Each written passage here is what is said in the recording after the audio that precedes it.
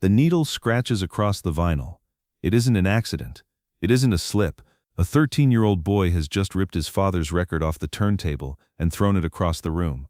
The disc hits the wall. It doesn't shatter. Vinyl doesn't shatter, but it cracks, a deep, ugly fracture running through the center of the label, through the words Dean Martin printed in gold.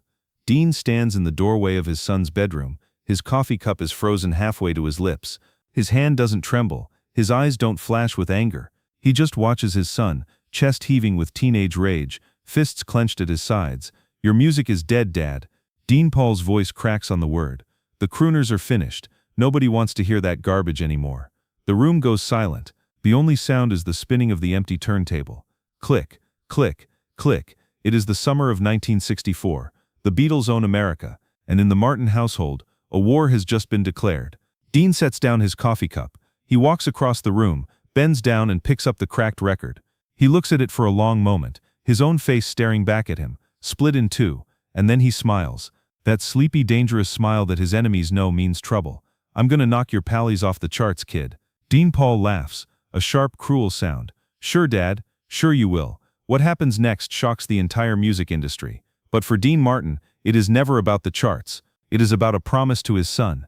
To understand why a 47-year-old crooner would declare war on rock and roll, you have to understand two things: where he came from and who he was trying to prove himself to. Steubenville, Ohio. A steel town where the smokestacks painted the sky gray and fathers worked 16-hour shifts in the mills. In that town, Gaetano Crocetti taught his son one lesson that would define his entire life. You keep your word, or you're nothing. It didn't matter if you were tired.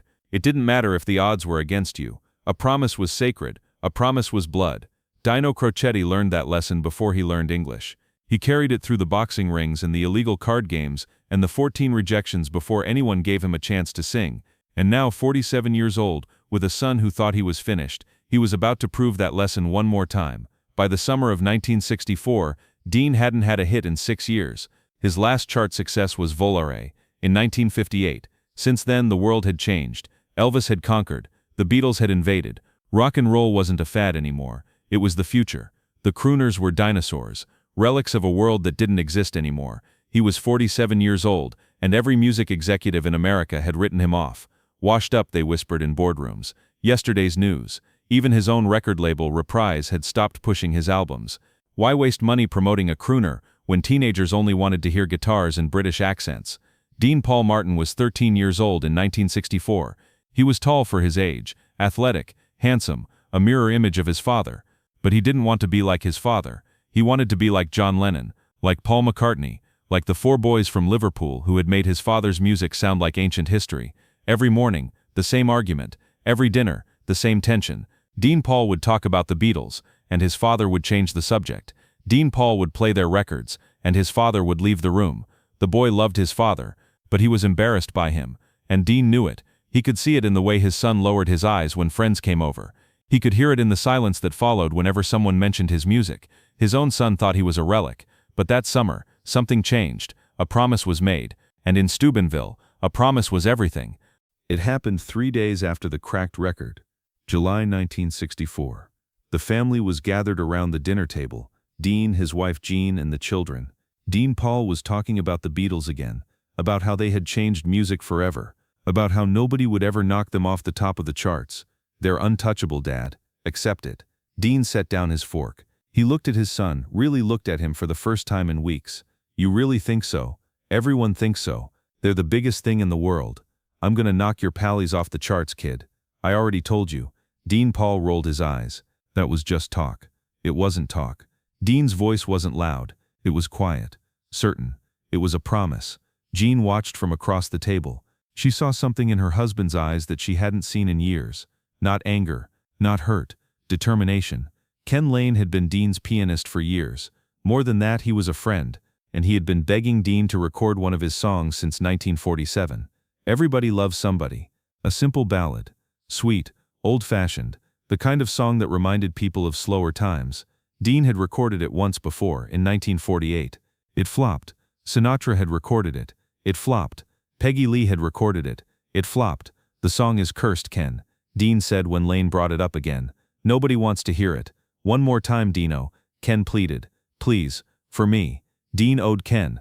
He owed him for years of loyalty, years of friendship, years of standing by him when others walked away. Fine, but don't expect a miracle. What neither of them knew was that the miracle had already begun. It just hadn't reached them yet. Jimmy Bowen was the producer. Young, hungry, he had an idea that would change everything. "We're gonna do it different," Bowen said in the studio. "Country pop, something with a beat, something that doesn't sound like your grandfather's music." Dean shrugged. He didn't care. It was just filler for an album nobody would buy. The session took less than an hour. He sang it twice, maybe 3 times. He didn't even listen to the playback. "It's fine," he said, reaching for his golf clubs. "Use whatever take you want."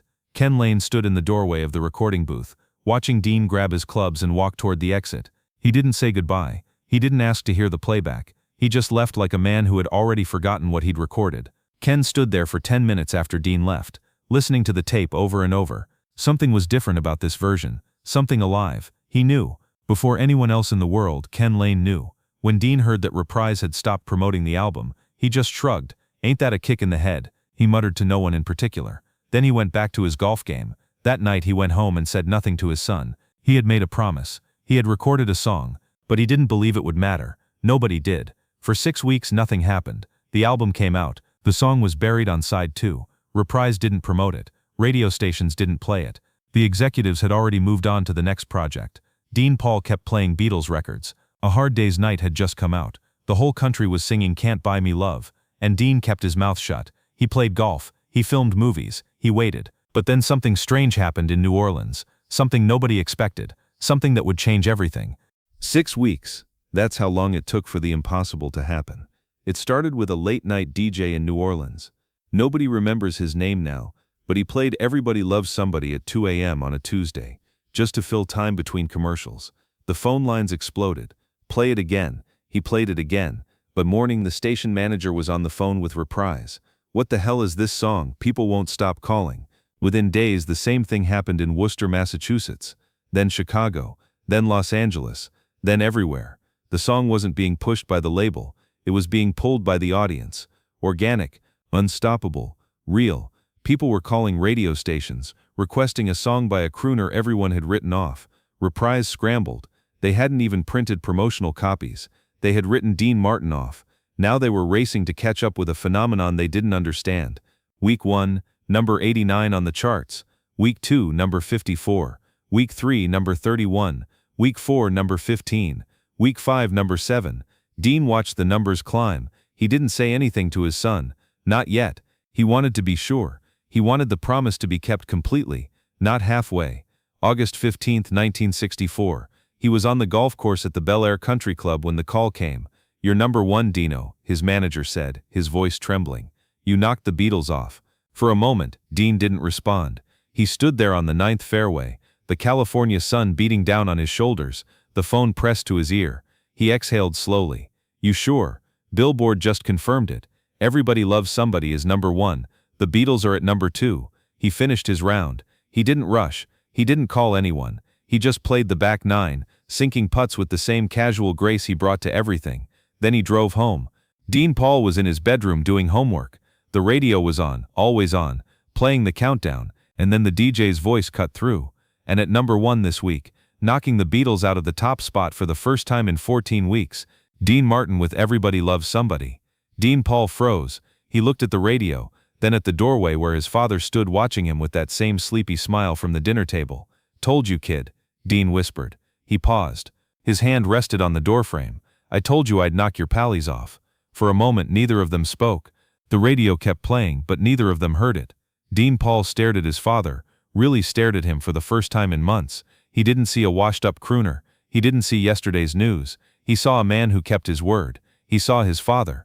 And that night, Dean Paul didn't play Beatles records. And for the first time in years, father and son sat together in the living room, listening to music, and the man who never cared about anything cared about that moment more than every standing ovation he had ever received. The music industry was stunned. Billboard called it the impossible comeback. Variety wrote that Dean Martin had defied the laws of popular music. Journalists demanded to know his secret. How did a 47-year-old crooner knock the biggest band in the world off the top of the charts? He just shrugged. "It's just a song, Pally. Don't make a federal case out of it." He went back to playing golf. He went back to filming movies. He acted like knocking the Beatles off the charts was no different than winning a hand of blackjack. But those who knew him saw something different, a lightness in his step, a warmth in his eyes when he looked at his son.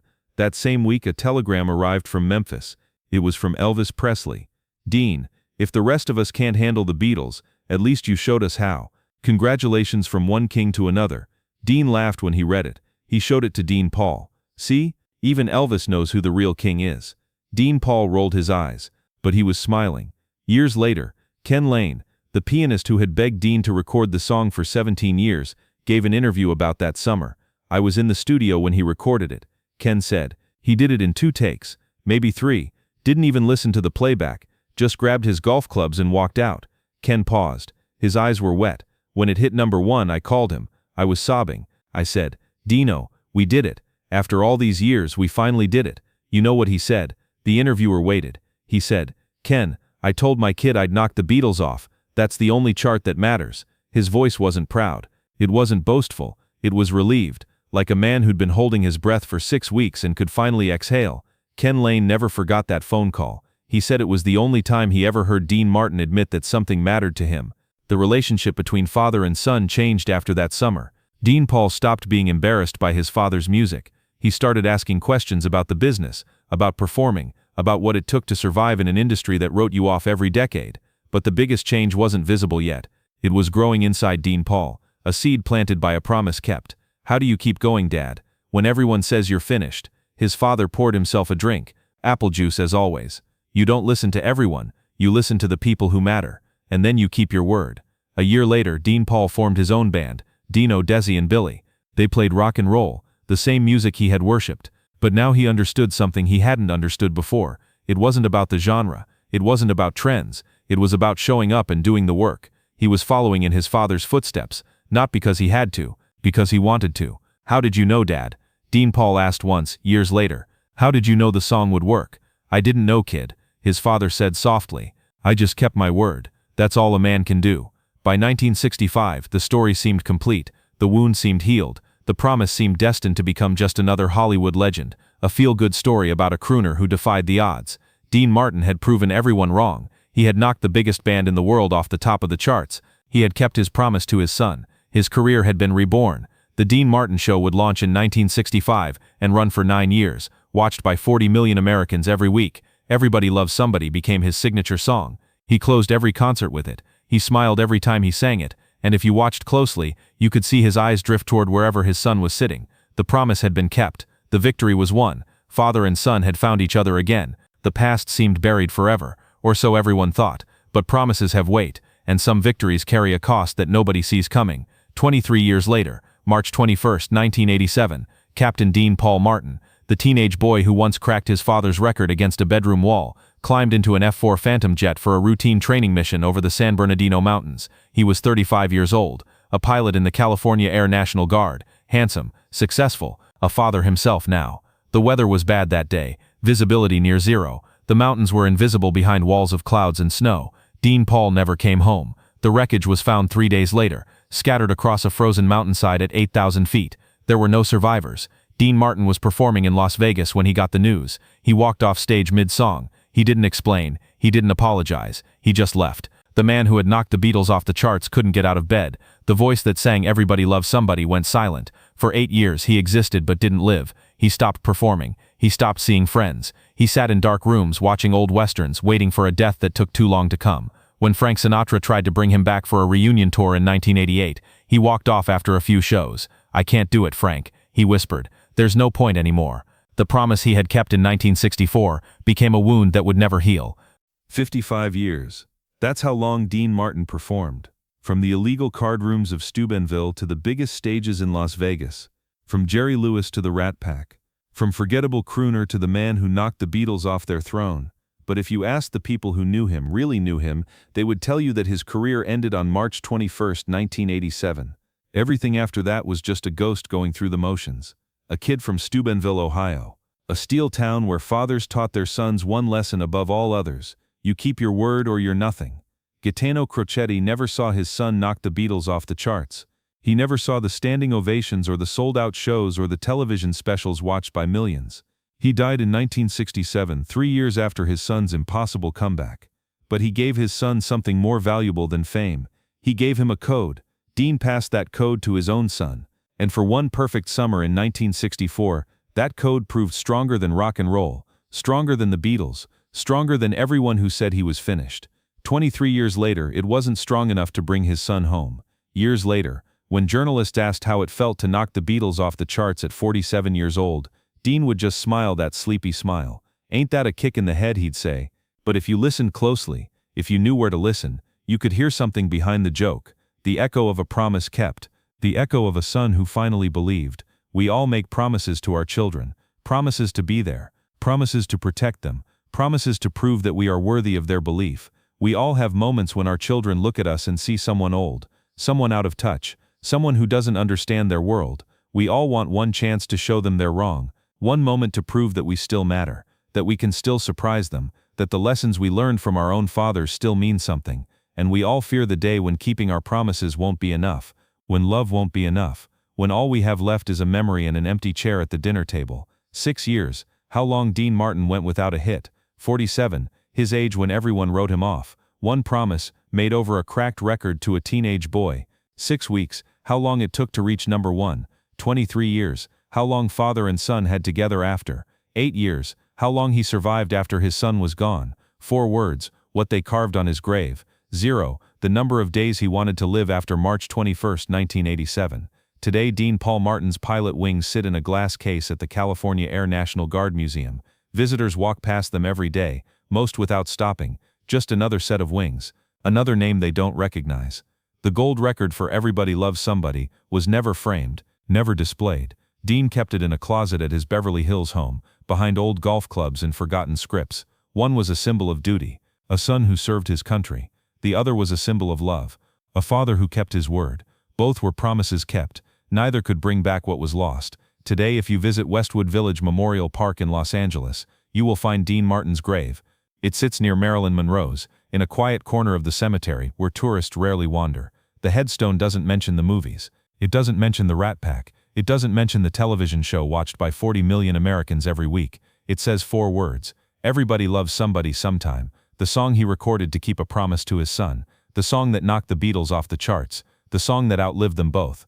Dean Martin spent his whole career pretending not to care. The lazy eyes, the sleepy smile, the shrug that said nothing mattered. But in the summer of 1964, he cared about one thing more than anything else in the world. He cared about a 13-year-old boy who thought his father was finished. He cared about proving him wrong. And he did. So the next time you hear Everybody Loves Somebody, don't just hear a love song. Hear a promise. Hear a father saying to his son, "Watch me, kid."